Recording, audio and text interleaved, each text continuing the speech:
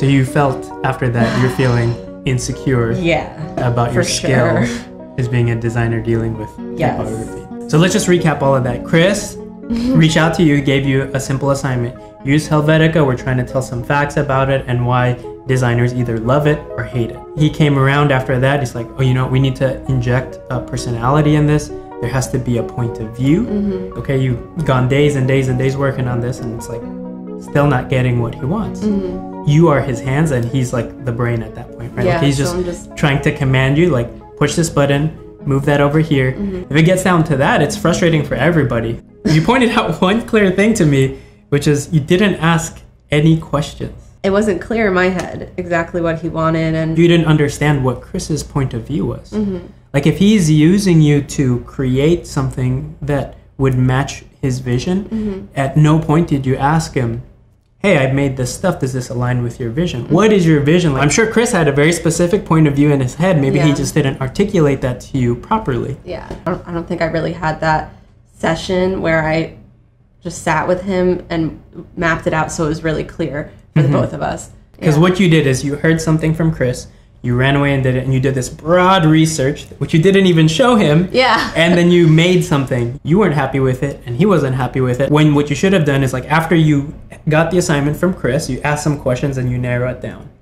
Then you do some research, which is focused now because you have some questions answered, and then you show him the research. It's like, does this align with your vision? So every time, every step, you're making the exploration much, much more narrow.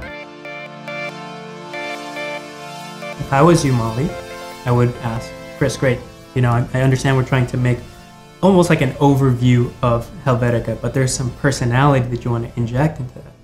What's your point of view on that? Because I have mine, and I want to make sure that whatever I make is aligned with what you want to make. So you just start asking him, trying to understand his intent. What's the point of all this? What's the goal?